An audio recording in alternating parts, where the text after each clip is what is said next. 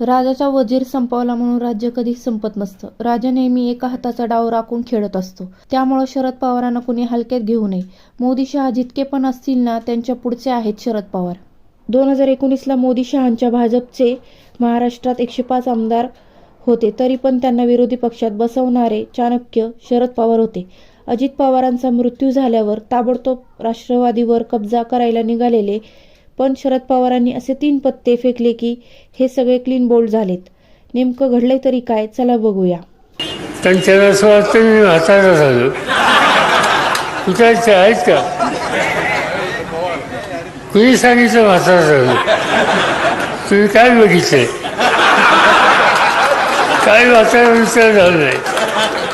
हा ठीक आहे, वय वाढतं. आज बातमी मोठी आहे आणि 1967 मध्ये पहिल्यांदा आमदार झालेले शरदचंद्र पवार आज मला वाटते 85-86 वर्षाचं त्यांचं वय असेल.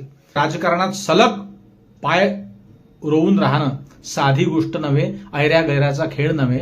काही पत्रकार बातम्या देतात की शरद पवारांचं पर्व संपलं, राजकारण संपलं. मध्यंतरी फडणवीसांनी म्हटलं होतं की त्यांची कारकीर्द आता संपुष्टात आली आहे. त्यानंतर तुम्हाला ठाऊक असेल 2019च्या निवडणुकीमध्ये एका दिवशी 6-6, 7-7 सभा घेतल्या होत्या. आजार असताना, एवढं वय झालेलं असताना मंडळी. त्यामुळे महाराष्ट्राने त्यांना हलक्यात घेऊ नये. शरद पवार अजून शाबूत आहेत हे लक्षात घ्या. आता येऊ आपण मूळ मुद्द्यावर. हा विषय आपण आज का मांडतोय? अजितदादा पवार गेले आणि त्याच दिवशी त्यांनी स्टेटमेंट दिलं की हा घातपात नाही, यावर कुणीही राजकारण करू नये, हा केवळ निव्वळ अपघात आहे. बघा, समय शुरू होता है अब. तर तेव्हा त्यांनी एक पत्ता फेकला आणि सगळ्या महाराष्ट्राला, भारताला, देशाला शांत केलं. सगळ्या पत्रकारांना शांत केलं त्यांनी. त्यामुळे कोणाचाच तिकडे डोकं चाललं नाही. त्यानंतर घटना घडली. चौथ्याच दिवशी सुनेत्रा पवारांनी, त्यांच्या सुनबाईंनी, अजितदादांच्या पत्नींनी उपमुख्यमंत्री पदाची शपथ घेतली. मग पत्रकारांनी विचारलं शरद पवारांना की सुनेत्रा पवारांचा आज शपथविधी आहे, तुम्ही जाणार का? ते म्हणाले की मला याची काहीही कल्पना नाही. बघ, खेळी बघा, डाव बघा. त्यांना हलक्यात घेऊ नका, मला माहिती नाही. ठीक आहे. आणि त्यानंतरचा तिसरा घटनाक्रम बघा. एक पहिला कोणता झाला, जे त्यांनी स्टेटमेंट केलं की हा अपघात आहे, हा घातपात नाही, पहिलं स्टेटमेंट. दुसरा पत्ता फेकला, म्हणे सुनेत्रा पवार शपथ घ्यायला गेल्या, त्याची मला काही जाणकारी नाही, हा दुसरा पत्ता. आणि तिसरा पत्ता कोणी फेकला? तिसरा पत्ता केव्हा फेकला त्यांनी? तो फेकला रोहित पवारांच्या माध्यमातून. अचानक रोहित पवारांनी पत्रकार परिषद घेतली आणि मग तिथून त्या कामाची सुरुवात झाली. मंडळी, हा सगळा गेम, हे सगळे पत्ते कुणाचे नाही बरं का, त्यांना हलक्यात घेऊ नका. 5 पिढ्यांचं राजकारण, ही सगळी खेळी शरद पवारांची आहे. आणि अजितदादा पवार जेव्हा शरद पवारांपासून वेगळे झाले, राष्ट्रवादीचं आपलं दुकान त्यांनी वेगळं मांडलं, त्याच दिवसापासून शरद पवारांच्या डोक्यात 2 नावं होते. एक सुनील तटकरे आणि दुसरे प्रफुल्ल पटेल. अंदाज असतो, इतके वर्ष उगाच नाही घासले ना, पूर्ण केस त्यांचे डोक्यावरचे संपलेले आहेत, पवारांच्या डोक्यावरचे. इतका मोठा आपलं कॅन्सरचा आजार ते तोंडाजवळ पाळत आहेत. पाळला आणि आता त्यांना नीट बोलता येत नाही, पण तरीही ते खंबीर आहेत. त्यांना हलक्यात कोणी घेऊ नये मंडळी. तर हे सगळे जे खेळ झाले ना, आणि आता पुढे जे खेळ होतील, हे सगळे खेळ शरद पवार करतील, लक्षात घ्या. त्या परिवाराला, अख्ख्या परिवाराला तुम्ही हलक्यात घेऊ नका. कोण कुठे कोणाला काय स्टेटमेंट द्यायचं आहे त्यांचं ते आधी ठरलेलं असतं की काय, हे समजायला मार्ग नाही. महाराष्ट्र अचंबित झालाय मंडळी. सगळ्या गोष्टींमध्ये शरद पवार इन्व्हॉल्ड असतात, हे लक्षात घ्या तुम्ही. तुम्हाला सांगितलं ना मी की त्यांना जायचं असतं नाशिकला, ते सांगतात नागपूरला.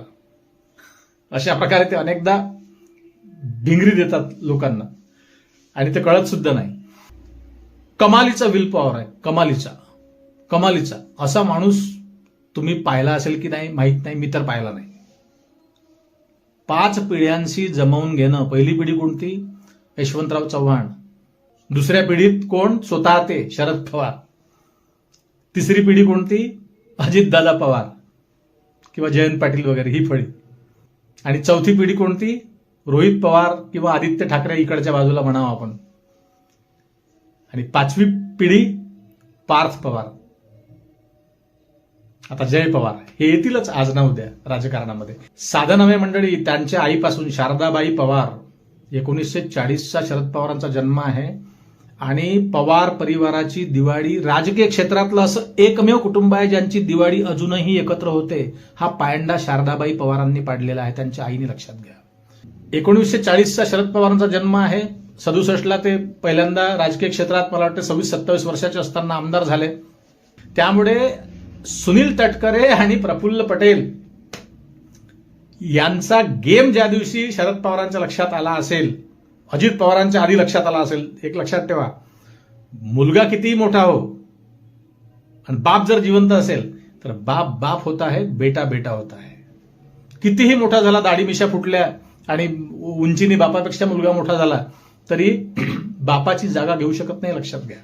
त्याच्यामुळे प्रफुल्ल पटेल आणि सुनील तटकरे यांचा डावपेच हा कित्येक वर्षापूर्वीच शरद पवारांच्या लक्षात आला असेल आणि आता हे पक्ष बळकावतील, राष्ट्रीय अध्यक्ष होण्याच्या तयारीत हे असतील. सगळं दुःख बाजूला सारून लोक म्हणतात, कशाचं दुःख? दुःख एक बघा, ज्या लेकराला वयाच्या 20व्या वर्षापासून शरद पवारांनी सांभाळलं, त्यांच्या पालकत्वाची जबाबदारी घेतली अनंतराव पवार गेल्यानंतर, त्यांचे वडील अजित पवारांचे वडील त्यांचं निधन झाल्यानंतर शरद पवारांनी त्या घराला सांभाळलं आणि या लेकराला बोट धरून राजकारणात आणलं. त्याला कमालीचं दुःख, त्या दुःखाची आपण कल्पना करू शकत नाही. कल्पनेच्या बाहेरचं दुःख आहे त्यांचं.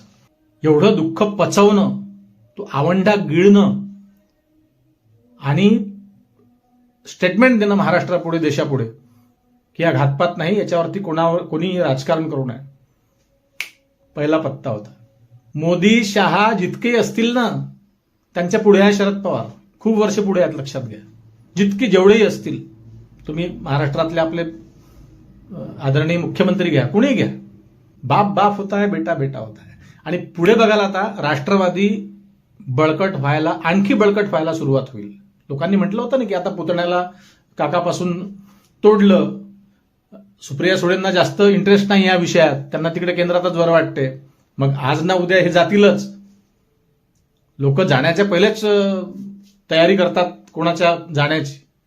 मग काय, राष्ट्रवादीला भाजप घेऊन घेईल आपल्या कवेत आणि संपून जाईल राष्ट्रवादी. आता अजित पवार गेल्यानंतर नो, नेव्हर. लक्षात घ्या, राष्ट्रवादी आणखी बळकट होईल. आणि आत्ता शरद पवार पुन्हा खऱ्या अर्थानं कामाला लागेल, लक्षात घ्या. कारण त्यांनाही माहिती आहे, प्रतिभाशाली लोक फार हुशार असतात, त्यांनाही माहिती आहे की आपण केव्हा आपलं कमी जास्त होईल, बरं वाईट सांगता येत नाही. त्यामुळे ती अशी खेळी खेळून जाईल आज, लक्षात घ्या, की राष्ट्रवादीला असं बळ देऊन जाईल ते की पुढचे 50 वर्ष राष्ट्रवादीला कोणी धक्का लावणार नाही, लक्षात घ्या. परिवार तर त्यांचा आहेच, तुम्हाला ठाऊक आहे. असं नाही अजितदादा गेले म्हणून कोणी नाही. सुनेत्राताई पवार आहेत, रोहित पवार रेडीच आहे, अजितदादांच्या मागेच रेडी आहे, तयार आहेत. कुणाच्याही लक्षात शरद पवार असतील नसतील, पण शरद पवारांचं राजकारण कुणालाही आजपर्यंत शिकता आलं नाही आणि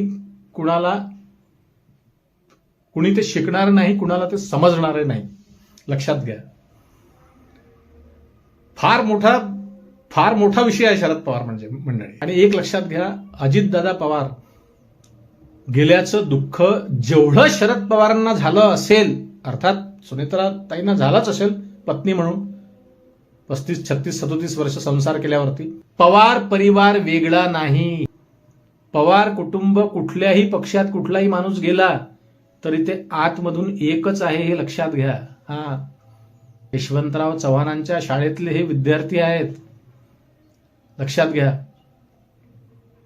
उमेदवारी अर्ज मागे घ्या म्हणून 1967 मध्ये जेव्हा यशवंतराव चव्हाणांनी आग्रह धरला की तुला बारामतीमधून उभं राहायचं आहे, तेव्हा साधे कार्यकर्ते होते शरद पवार, तेव्हा बारामतीमधून उमेदवारी मिळू न देण्यासाठी अनेकांनी प्रयत्न केले. एकटे शरद पवार आणि विरोधात सगळे पक्षातलेच कार्यकर्ते त्यांना पाडण्यासाठी तयारीत. दुप्पट मतांनी शरद पवार निवडून आले होते. कारण यशवंतराव चव्हाणांना हे माहिती होतं, त्यांच्यामधलं कसब, त्यांच्यामधलं कौशल्य. खूप मोठा विषय आहे. शरद पवार लोक माझे सांगाती हे पुस्तक तुम्ही वाचा. इतका मोठा विषय आहे, कळणारच नाही.